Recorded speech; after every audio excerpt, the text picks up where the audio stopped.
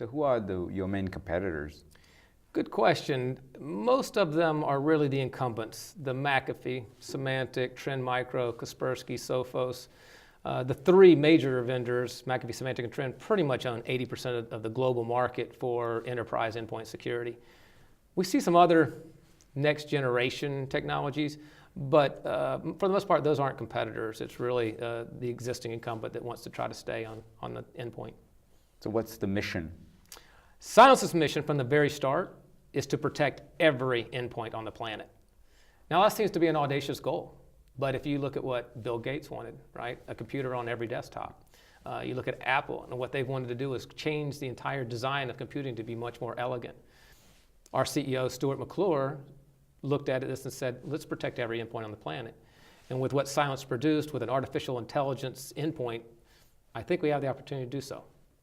So how's Cylance technology different from McAfee's or Symantec? I mean, they've been there, they've been doing endpoint security for decades. So what are you bringing that is different? Good question. So actually, McAfee and Symantec and Trend, our intention is to make them irrelevant. Those companies have lost their innovation. They have not progressed forward in terms of protecting and, most importantly, preventing cyber attacks. So what we've seen over the past 10 years specifically is that the efficacy of a signature-based model upon which those three, and frankly, roughly 95% of the entire security infrastructure market is based on the concept of signatures. So our founders, Stuart McClure and Ryan Perma, had identified a new model that would change the paradigm upon which how cyber attacks are detected, but most importantly, prevented. And when I say prevented, it means it was stopping the attack before it can actually execute or run on that endpoint. So we're using a concept called artificial intelligence, using a machine to make decisions on the features of code. We call it looking at the DNA of code. So a machine has the capacity to look deeper and broader than any human is possible, to look and see what is either present that shouldn't be present, or something that's missing that should be present in that code, which are key identifiers for its intent, being malicious or safe. In that case, we're able to make a real-time decision on the desktop without the requirements of a need for internet connectivity and decide whether that is a safe or a threat as a piece of code before it can actually cause harm. What difference do you make between protection and prevention? I love that question because most companies today claim protection. But protection is more of a reactive term, right? It's like protecting your home. You can have a home alarm. You can have cameras at your home. You're protecting the home, but it does not prevent the thief from breaking in, taking your jewelry and other items and leaving. All I get is identifier information of the fact that it was actually compromised and something was taken. That's protection. Prevention is when the thief goes to turn the doorknob and we shock him to death. So tell us a little bit about the growth, about the company. So you started a few years ago, and the growth has been fantastic and actually unprecedented. So it was officially founded in June of 2012. Since then, we came up with our first product in February of 2014. That product is called Cylance Protect, which is the antivirus endpoint agent. That product has enabled our growth on the product side at a pace that's literally unprecedented. I say unprecedented because we're evaluating ourselves, as well as with Gartner has a clear statement in their Magic Quadrant where they placed us as the visionary, as the fastest growing endpoint protection platform company in the last 10 years. That's comparing us against the hottest companies like Palo Alto Networks and FireEye, upon which we've garnered the S1 data and other public information and recognize that our growth is 2 to 3 years ahead of both of those organizations. And we have a lot of opportunity ahead of us. Tell us more on the run rate, employees. I mean, give us some data on that growth. Okay, the growth, we are roughly at 350 employees today. We'll be growing to roughly 500 by the end of the summer. Just in June of last year, we were only 119 employees. The reason for the employees is twofold. One, the demand has been incredible in terms of wanting a proactive preventive solution for the endpoint. The second is the market demand and change that the network is good to be protected, but the endpoint is where we have to prevent the attack. So we've expanded into every area of the department of marketing, engineering, sales, international. We are now officially launching into the rest of Europe. In November, we launched into the UK. We also, in January, launched into Australia. Today, we launched into Europe and Sweden with a brand new reseller, and we'll be expanding rapidly, which is one of the reasons why we need so many people. Our run rate is extremely high. We typically talk generically about numbers, but over 100 million is where we are, with full expectations that we'll be in a couple hundred million within the next 12, 18 months. Again, unprecedented growth for a cybersecurity infrastructure company.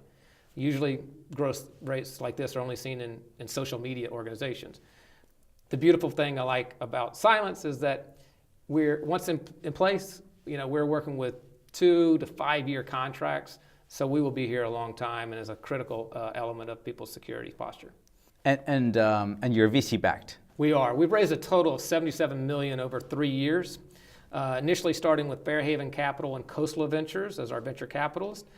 We then came on the next round with $20 million, which was Blackstone Capital and some friends and family. In the last round of July 2015, we raised roughly $25 million, which was backed by private equity again, which would be Draper Nexus, DFJ, Dell Ventures, Capital One Ventures, and again, backed by the existing venture capital and Blackstone Capital as our well-funded individuals. Lucky them. Well, we think so. We are cash flow positive. So unlike other organizations and even publicly held companies, which are still struggling with cash flow or break even, it's nice to know that we have earned a profit, we're spending our money wisely, and still growing at a rate that's 800% year over year. And be able to do that with a cash flow that's easily accessible and with a backing that if we need to dip into something to accelerate our growth, we can do so without an issue. And Dell is both an investor and a customer. They are. Well, actually, it's Dell Ventures, and their componentry was an investment in us in last summer, July. But most importantly, they are an OEM of our technology. And here's why that's important. Dell being the largest consumer, and enterprise-focused company in the world for computers and servers, they looked at over 60 vendors that they could have chosen from to make their product the most secure platform in the world. That's their intention. Our mission, as previously stated, was to protect every endpoint on the planet. So the combination of missions as well as the technology matched very well, and they have chosen us. And in February, we announced that the product that we have is generally available within Dell. So now, worldwide, you can buy Cylance Protect within the Dell Data Protection Endpoint Security Suite through any of their purchasing channels. What's the business model? So obviously you're going through OEMs, but you're cloud. You're also a cloud security company. So tell us a little bit more about the business model. Sure, we are a subscription-based service. So we charge you a fee every year for this, which is only a small premium above what you would get with your antivirus today. However, the value we provide is exponential. Realistically, we could charge a lot more because people would pay because it actually works. But what we're finding is our mission, again, is to protect every endpoint in the planet. We make it affordable for what we're doing. We're a 100% channel-based organization. So we want to sell through resellers and distributors that allow us to go from the largest of the organizations on down to the small mom and pops. We'll eventually get to consumer, maybe in the next 12 to 18 months. Again, try to solve our mission, and we'll give you more information as we proceed on that. Great. So that's the great segue. I mean, what's next? So you mentioned consumer, mobile, maybe? Yes. Well, actually, we're on almost every platform today. So we're on Macs, Microsoft, Windows servers as well. We're on a version of Android today. We're also getting into Linux versions in the next couple of months that we'll be announcing. And so we're covering every potential platform that one can get to cover the surface area of attack. Now we go through the network through OEMs. So Dell is an example. But we also have an arrangement with Blue Coat today, with ForcePoint, former Raytheon, an OEM with them. We have a number of other companies that we are white labeled into their technologies, but don't necessarily advertise our brand. But our intention, again, is to expand into the network through those that already have a channel, already have an appliance, and already have a market. Greg, talk about some of the competitors in the prevention space, CrowdStrike, Bromium. Yes, it's good to see, frankly, companies starting to take an approach to be preventive in nature. I would qualify their marketing statements versus what they really do. For example, CrowdStrike likes to claim that they are preventive in nature. That's not their DNA. They're actually a detect and respond technology, which has a purpose.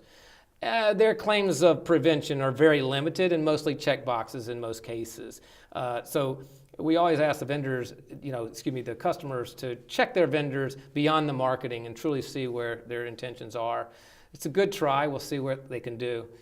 The other vendors like a Bromium, frankly, have a flawed model, in our opinion. It's a kind of solution looking for a problem rather than truly solving the problem, because in that particular case, they're using a concept around containerization or isolation, which basically says let whatever it is run in a little virtual machine. If it's bad, don't worry about it, because when you close it up, it'll go away. Again, nice try, but that's not scalable. That's not used for BYOD. It's also very resource intensive and extremely impactful to the end user. So we look at some of these new technologies, and you have to be really careful. And I think we have about 1,500 security vendors in the world today, backed by venture capital and private equity and individuals. Well, that's going to settle out over the next 2 to 3 years, and we're going to start to see the cream, separating from the rest. And so Cylance obviously is on that track to do that today. And we see companies like Bromium or even a CrowdStrike probably suffering in the long term for scale, market penetration, and the ability to break through as being a pervasive security element of someone's security posture. So just a last question, and it's really to debunk a myth. There's just a couple weeks there was a ransomware for Macs that came out, and there's this myth that Macs are, and I think you mentioned that during your keynote, that Macs are more secure than other platforms. So talk a bit about macOS, iOS, and what Apple products are they really more secure than the others? Technically, they're not any more secure than a Windows platform. There's just, frankly, fewer of them in terms of their total distribution. Now, a cyber attacker wants to go for the least path of resistance and the majority of success ratio. The Macs make it a little bit more difficult. The Mac OS is another operating system. It can also be compromised, but it's designed a little bit differently, and it makes it a little bit more difficult. But the fact that they can get crypto locked is a good example that an attacker can get anywhere. On the iOS side of the house, it's more of a architectural structure that Apple has, where they have their App Store, and the App Store, it should be the quality control check, because theoretically once you get to the iOS, it's nothing more. I got an app for that, and it's kind of a container independent of itself. So the fact that an attacker can create some poor code that the quality assurance checks within the store don't catch is concerning. And frankly, if Apple would use Cylance, we can identify whether that code has been compromised or has bad intentions before it can be distributed out. Thank you, Greg. Baptiste, thank you very much. Enjoy being here.